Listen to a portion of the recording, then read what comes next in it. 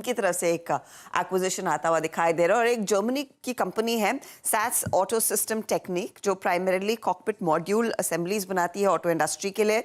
EV sector में इनका बहुत बड़ा पोर्टफोलियो है और उस कंपनी में दरअसल 100% स्टेक अक्वायर कर रही है सैमिल। एंटरप्राइज वैल्यू इस पर्टिकुलर डील की करीब 540 मिलियन यूरोज आकी गई है, तो करीब करीब अब 4,800 करोड़ 5,000 करोड़ का ये ईवी पर वैल्यू किया गया है इस पर्टिकुलर सौदे को। सैस के जो अगर रेवेन्यूज देखें तो करीब 4.4 बिलियन यूरोज के थे। EBITDA मार्जिन्स 11.5% कैलेंडर ईयर 22 की ये डिटेल्स कंपनी ने शेयर किए हैं। अब कंपनी का जो साइज है उसकी अगर तुलना करें मदरसन सुमी की जो करंट अर्निंग्स है उससे तो करीब 10% का जो सैमिल का रेवेन्यू है वो इस कंपनी का साइज है। तो एक सिग्निफिकेंट आप कह सकते हैं एक्विजिशन होता हुआ दिखाई दे रहा है। अब इस एक्विजिशन को कैसे फंड किया जाएगा? इंटरनल अक्रूवल्स इस्तेमाल होंगे, डेट इस्तेमाल किया जाएगा। तो ये फिलहाल डिटेल्स है दरअसल इस पर्टिकुलर एक्विजिशन के। अच्छा खासा एक्सपोजर प्रीमियम व्हीकल्स जो ईवी स्पेस में है उसमें सैस का है। 60% रेवेन्यू यूरोप से आता है, 31% अमेरिका से आता है, 90% रेवेन्यू जो आता है इनके कंसोल्स, कॉकपिट्स और डोर पैनल से आता है। तो एक जमी हुई कंपनी है और वो दरअसल अब सैमिल के पोर्टफोलियो में शामिल होती हुई दिखाई देगी।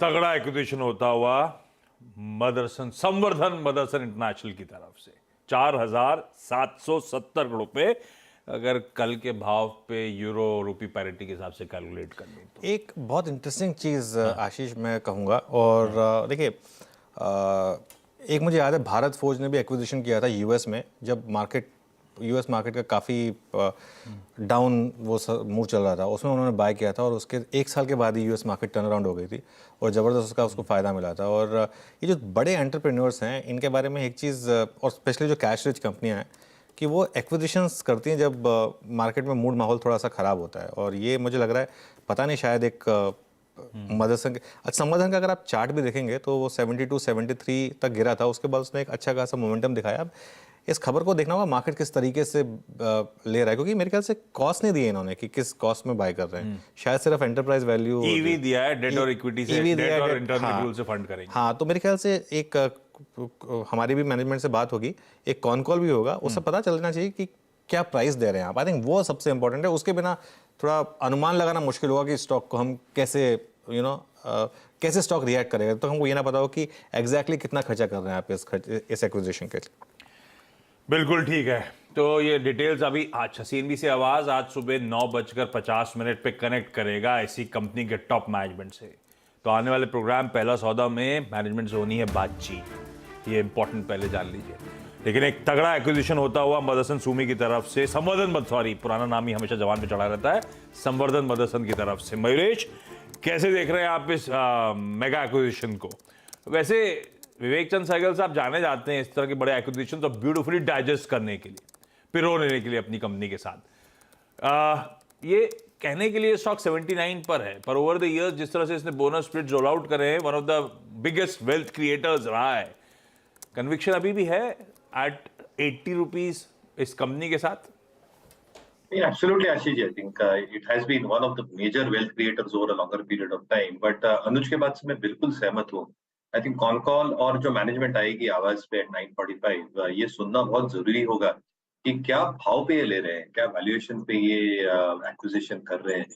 जो प्रीवियस एक्विजिशंस रहे हैं और जो हम हिस्ट्री में जाएं, not just for Samvardhana Motherson, generally I think it takes time for synergies to built up, specifically जब ओवरसीज एक्विजिशंस होते हैं कॉस्ट और रेवेन्यू वाइज, और पूरी फिटमेंट होना in terms of company strategy, vision, ये सारी चीजों को थोड़ा समय लगता है। तो कहीं ना कहीं आई थिंक मैनेजमेंट की जो विजन है ये एक्विजिशन को लेके और क्या वैल्यूएशंस पे है, जो कॉन कॉल में पता चलेगा, इससे डायरेक्शन बिल्कुल पता चलेगी।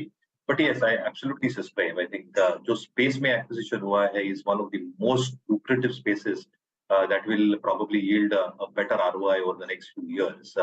But I think details के बाद ही शायद stock पे call ले based on these two key parameters. Details awaited, लेकिन गजब का एक्विजिशन। 500 मिलियन यूरोस का एंटरप्राइज वैल्यू, 900 मिलियन यूरोस की ईयरली रेवेन्यूज, $3 बिलियन यूरो से ज्यादा के ऑर्डर्स इन हैंड, इस तरह की कंपनी। और एक बात ध्यान रखिएगा, ये सही है कि शायद आगे के समय को बेट कर रहे हो यूरोपियन रीजन में, पर यूरोप के मार्केट्स देखिएगा, कोई कैक फुटसी वगैरह, फुटसी अपने रिकॉर्ड हाइस पे खड़ा हुआ है। हम लोग इकोनॉमी के प्रेन की बात करते हैं, सब मानने लगे हैं इस साल की अगली छमाही में हालात सुधरना शुरू होंगे, और मार्केट्स हमेशा पहले प्रीएम्प्ट करते हैं रिकॉर्ड हाइस पे, इसलिए फुटसी आपको खड़ा हुआ नजर आएगा।